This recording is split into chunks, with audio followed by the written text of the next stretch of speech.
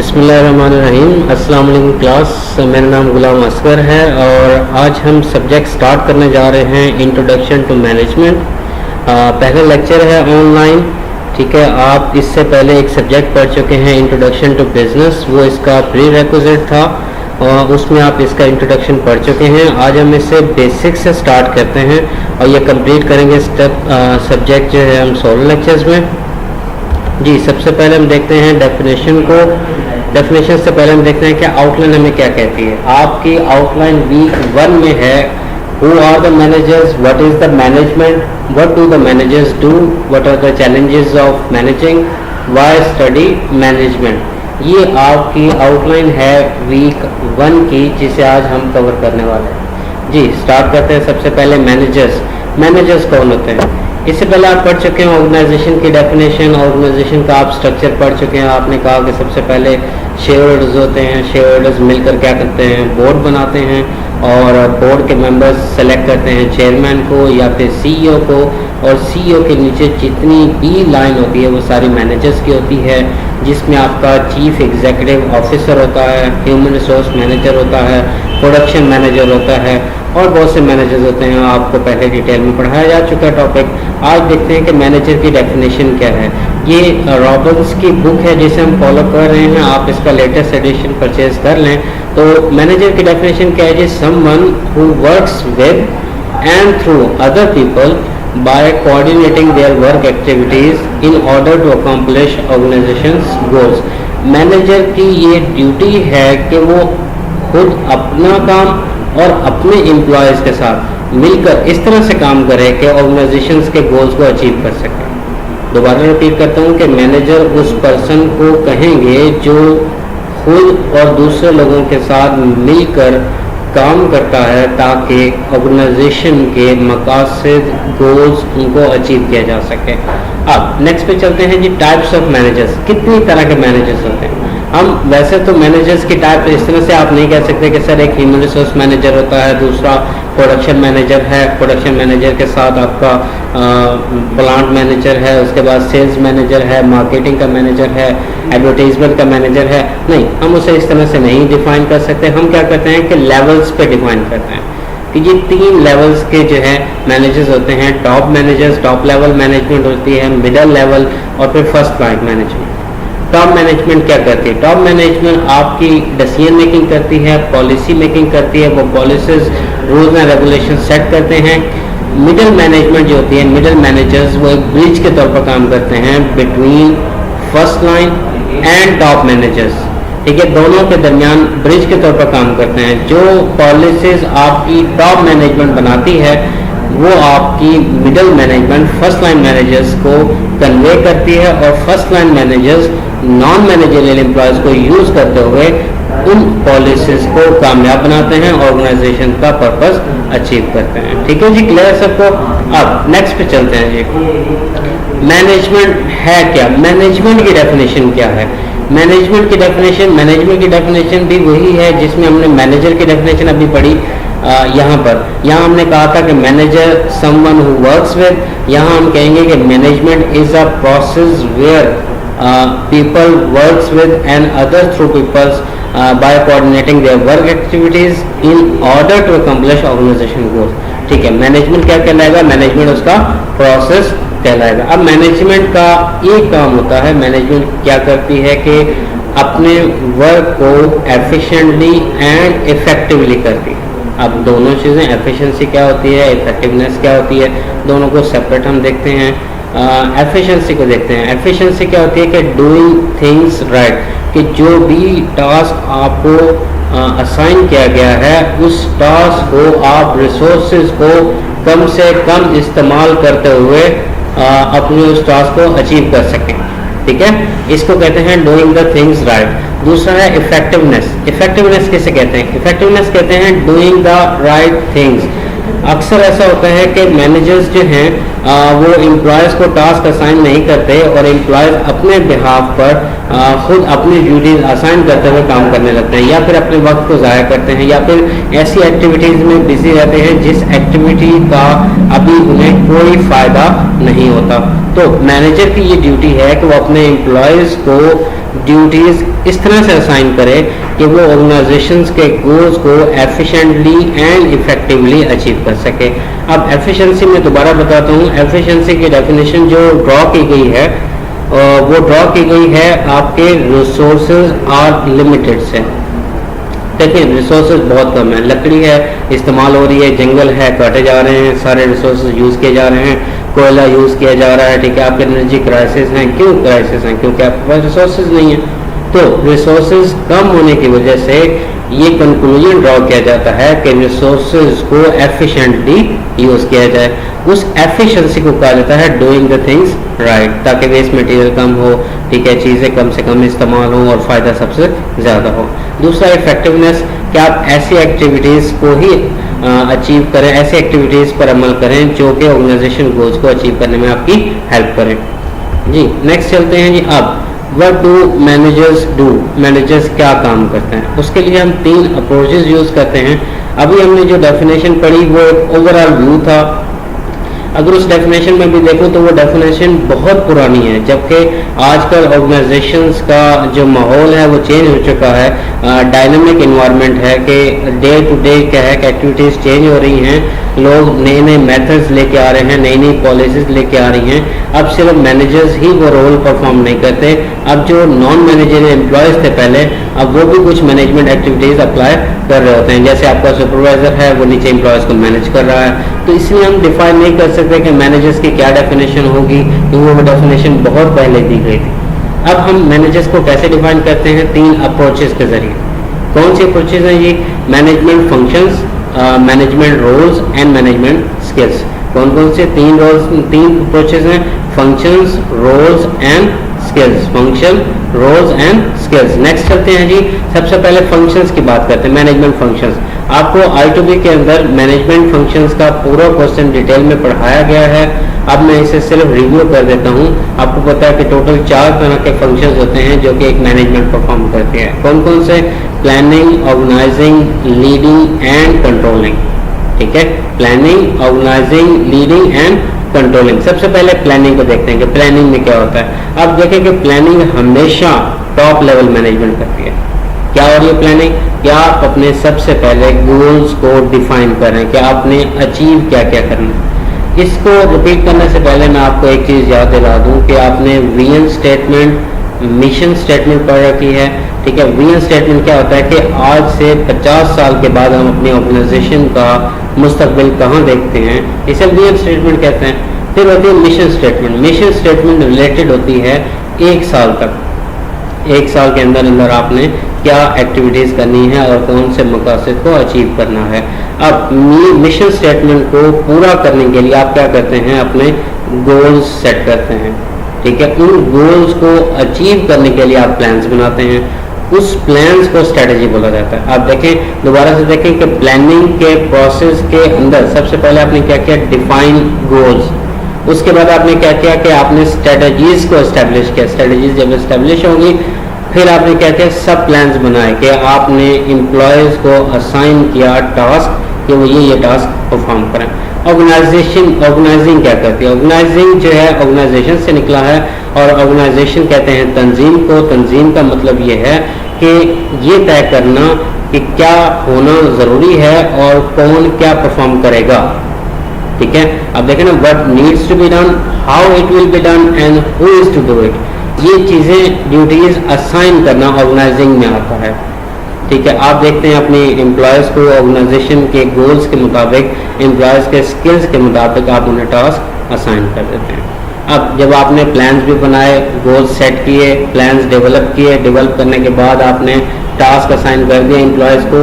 अब एम्प्लॉयज़ ने उन्हें परफॉर्म करना शुरू किया। अब आपका फंक्शन है लीडिंग का। आप क्या करें? उन एम्प्लॉयज़ को डायरेक्ट कर रहे हैं, ठीक है, और मोटिवेट कर रहे हैं क्या करने के लिए? अपने टास्क अचीव करने के लिए, जो इन रिटर्न इफेक्ट करेंगे आपके ऑर्गेनाइजेशन के गोल्स को। क्लियर है जी सबको? Planning, organising, leading. अब आते हैं कंट्रोलिंग पे। अब कंट्रोलिंग क्या करती है? कंट्रोलिंग उन सारी एक्टिविटीज़ को मॉनिटर करती है जिनसे हमारे प्लान्स को अचीव किया जा सके। ठीक है, किसी भी एक्टिविटी में अगर किसी भी किस्म की डेफिशिएंसी है तो उसे दूर करना फंक्शन कंट्रोलिंग कहलाता है, और कंट्रोलिंग का फंक्शन कौन अंजाम देता है? मैनेजमेंट। ठीक है, अब ये चारों फंक्शंस हम कर क्यों रहे हैं, और हमने देखें वन बाय वन किया। सबसे पहले प्लान किया, फिर ऑर्गेनाइज किया, फिर लीड किया, फिर कंट्रोल किया, वन बाय वन करें। हम ये सारे फंक्शंस क्यों करते हैं? ताकि हम ऑर्गेनाइजेशंस के जो पर्पसेस हैं, जो गोल्स हैं, जो उनके टास्क हैं, उन्हें अचीव किया जा सके। जी, अब नेक्स्ट चलते हैं। जी, आपको पता है कि हम क्वेश्चन पढ़ रहे हैं कि व्हाट डू मैनेजर्स डू, और हमने ये डिसाइड किया कि मैनेजर्स को डेफिनेशंस हम स्ट्रेट फॉरवर्ड नहीं पढ़ सकते, और ये बहुत पुरानी डेफिनेशंस है। आजकल रोल्स चेंज हो चुके हैं, तो हमने कहा कि हम 3 अप्रोचेस यूज़ करते हैं, जिसमें से पहली अप्रोच फंक्शंस की थी, अब दूसरी अप्रोच है रोल्स की। अब हम कहते हैं कि हम रोल्स की बिना पर भी मैनेजर को डिफाइन कर सकते हैं। कैसे भला? एक है इंटरपर्सनल रोल, दूसरा है इंफॉर्मेशनल रोल, तीसरा है डिसीजनल रोल्स। सबसे पहले इंटरपर्सनल। इंटरपर्सनल कौन होता है? इंटरपर्सनल एक लियाजोन ब्रिज होता है जो आपकी अपर मैनेजमेंट और लोअर मैनेजमेंट के दरमियान ब्रिज का काम करे, लियाजोन। ठीक है, दूसरा हो गया लीडर, जो कि एक टीम को लीड कर सके, उसके टास्क अंजाम करने में उसकी हेल्प करे।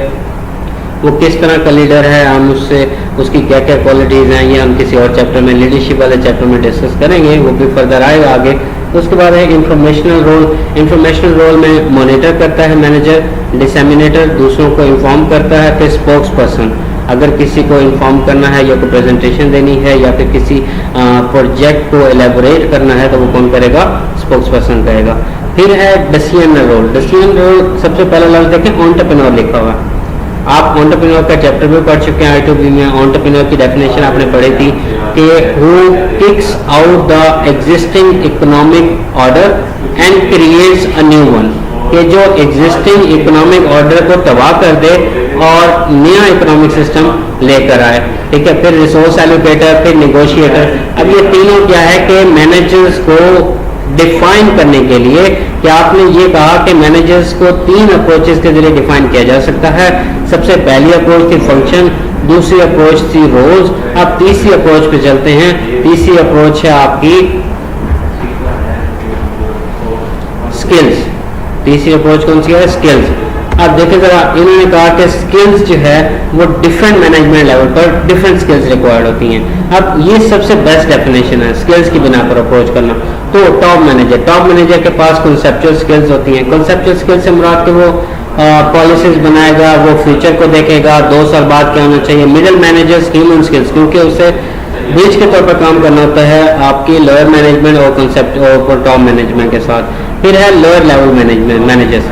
लोअर लेवल मैनेजर्स को अक्सर हम सुपरवाइजर्स भी कहते हैं। और सुपरवाइजर कौन होते हैं? जो कि डे टू डे एक्टिविटीज़ को सुपरवाइज करते हैं और एम्प्लॉय से काम लेते हैं, तो इसलिए उनके पास टेक्निकल स्किल्स होना बहुत ज़रूरी है।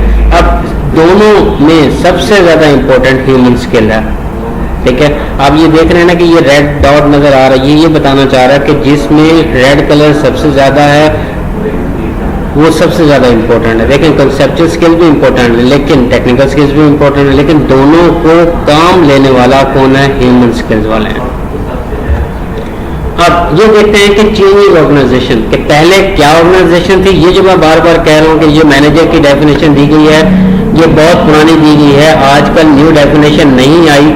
और इसमें न्यू डेफिनेशन क्यों नहीं आ सकी? क्योंकि मैनेजर की जो रोल्स हैं, जो उसके फंक्शंस हैं, वो कंटिन्यूसली चेंज हो रहे हैं। अब जरा देखें ट्रेडिशनल और न्यू ऑर्गेनाइजेशन में क्या क्या चेंजेस आ चुकी हैं। सबसे पहले ट्रेडिशनल वाले स्टेबल थे, अब डायनामिक। स्टेबल से मुराद कि जो प्रोसेस चल रहा है वो चलता रहेगा, उसमें कोई तब्दीली ना, उसकी प्रोडक्ट को प्रोड्यूस करने में कोई तब्दीली ना, प्रोडक्ट की पैकेजिंग में तब्दीली ना, प्रोडक्ट की प्राइस में तब्दीली ना, प्रोडक्ट की क्वालिटी में तब्दीली। जबकि न्यू ऑर्गेनाइजेशन क्या कहती है? Dynamic, changing. फ्यूचर में जो जो नई टेक्नोलॉजी है उसे अचीव करो, नया मेथड है प्रोड्यूस करने का उसे अचीव करो, एम्प्लॉयज़ की वर्क आवर्स को चेंज करना है, फ्लेक्सिबल हो जाओ। ठीक है, अब देखें न्यू ऑर्गेनाइजेशन की कैरेक्टरिस्टिक्स देखें। उससे पहले आप ट्रेडिशनल देखें, stable, inflexible, job focused, work is defined by job positions, individual oriented, permanent jobs, command oriented. Command oriented से मुराद ये है कि जो मैनेजर ने कह दिया, जो टास्क असाइन किया है आपको उसे अचीव लाजमी करना पड़ेगा।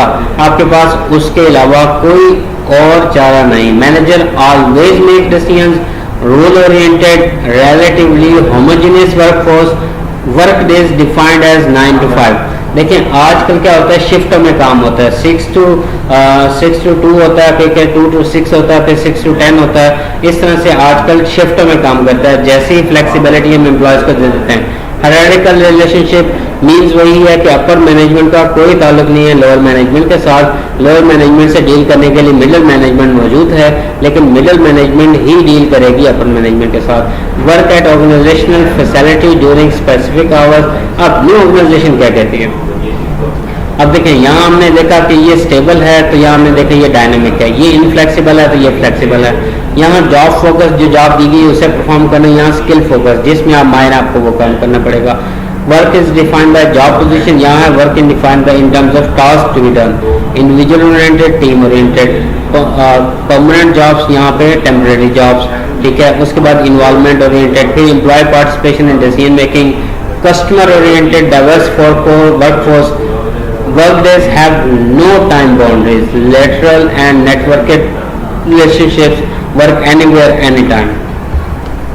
जी, कौन कौन से चैलेंजेस हैं? अब हमने वो टॉपिक ख़त्म कर लिया जिसमें हमने कहा था कि व्हाट डू मैनेजर्स डू। उस टॉपिक में हमने यही कहा कि मैनेजर्स जो है वो फंक्शंस अंजाम देते हैं, फिर अपने रोल्स निभाते हैं, और फिर उसके बाद उनके स्किल की बेस पर मैनेजर्स को डिफाइन किया जाता है। अब हमारा नेक्स्ट टॉपिक है जी, चैलेंजेस इम्पैक्टिंग मैनेजर्स जॉब।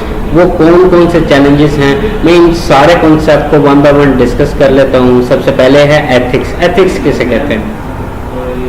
तो एथिक्स जो होते हैं ये मोरल वैल्यूज़ होती हैं। ये मुल्क के कवानीन में तो शामिल नहीं होते, लेकिन मोरल वैल्यूज़ में जैसे हम कहते हैं ना कि हमें झूठ नहीं बोलना चाहिए, हमें वादा नहीं तोड़ना चाहिए, ये सारी मोरल वैल्यूज़ हैं।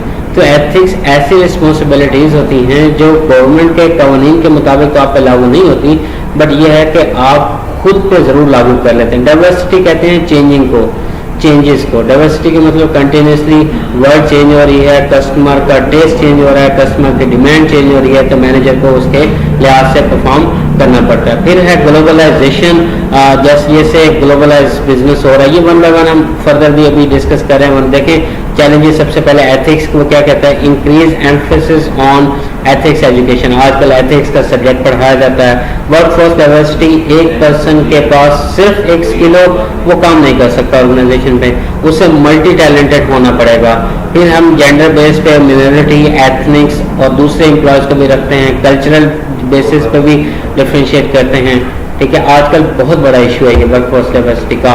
फिर है ग्लोबलाइजेशन। ग्लोबलाइजेशन से मुराद कि आजकल क्योंकि बिजनेस इंटरनेशनल हो रहा है, तो मैनेजमेंट की स्किल्स की बेस पर कंपटीशन भी बढ़ रहा है, लोग आपस में बहुत ज़्यादा कम्पीट कर रहे हैं और ग्लोबलाइजेशन हो रही है। फिर है e business, electronic business. Electronic business से मुराद ये है कि जब आप अपना बिजनेस ट्रांजेक्शन्स को परफॉर्म करें यूजिंग इंटरनेट के थ्रू आप अपना बिजनेस। ई कॉमर्स आजकल बहुत बड़ी ब्रांच है और बहुत ज़्यादा काम कर रही है। आपको बहुत एग्जांपल दे सकता हूँ, Amazon.com है, Alibaba.com है, आपकी Daraz.com है, आपके बहुत ज़्यादा बिजनेसेस जो हैं वो ई कॉमर्स पे बेस कर रहे हैं। ई कॉमर्स में हम सेल्स भी कर सकते हैं, मार्केटिंग भी करते हैं। जी, नेक्स्ट है इम्पोर्टेंस ऑफ कस्टमर्स।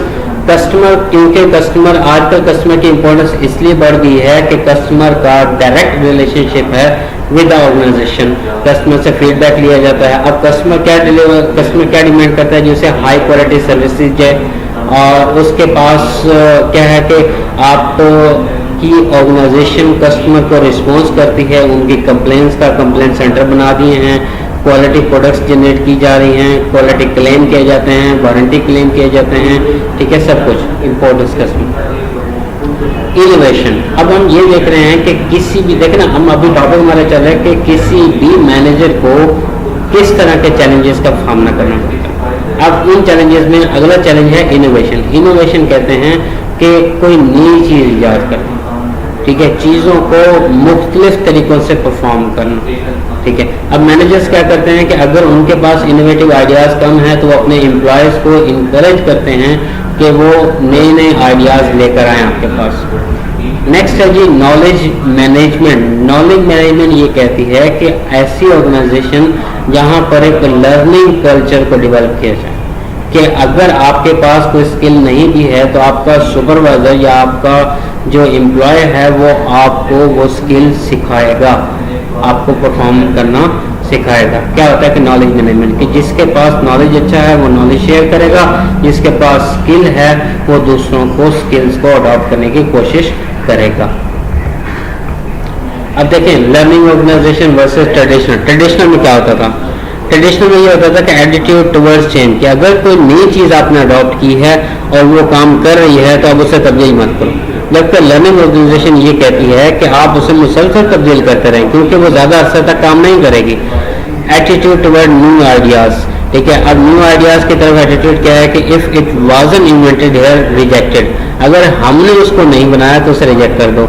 अगर हमारे पास अब लर्निंग ऑर्गेनाइजेशन में क्या होता है कि जहां मर्जी से इन्वेंट किया गया या फिर आपने एम्प्लॉयज़ को उसका आइडिया दिया है, आप उसे अडॉप्ट करते हैं। वो is responsible for innovation. Tradition में ये होता था कि R&D डिपार्टमेंट होता था, वही रिस्पॉन्सिबल होता था। अब लर्निंग ऑर्गेनाइजेशन में हर एम्प्लॉय जिसने वो आइडिया पेश किया और जो भी जिम्मेदार है उस इनोवेशन का, उसको उसका क्रेडिट दिया जाएगा।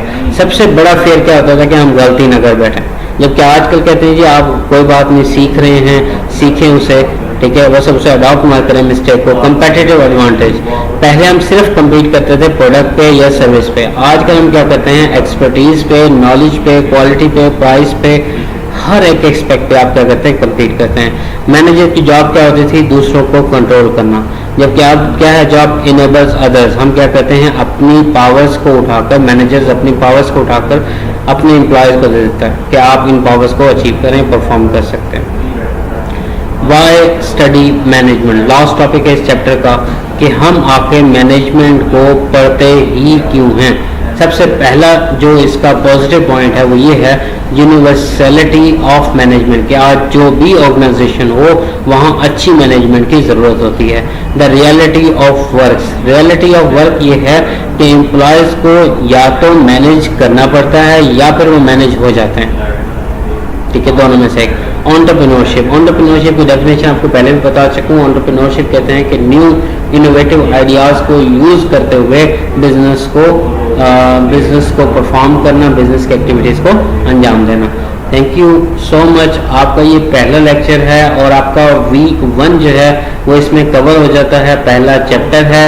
बुक जो है आप रॉबिन्स की परचेज करेंगे, लेटेस्ट एडिशन ले लें उसका, ठीक है, और इसको तैयार करना शुरू करें, क्योंकि मोस्ट एक्सपेक्टेड है कि जैसे ही आपके फर्स्ट सेमेस्टर के पेपर्स परफॉर्म होंगे, आपके एग्जाम्स होंगे और उसके 1 मंथ आफ्टर आपके सेकेंड सेमेस्टर के भी एग्जाम होंगे।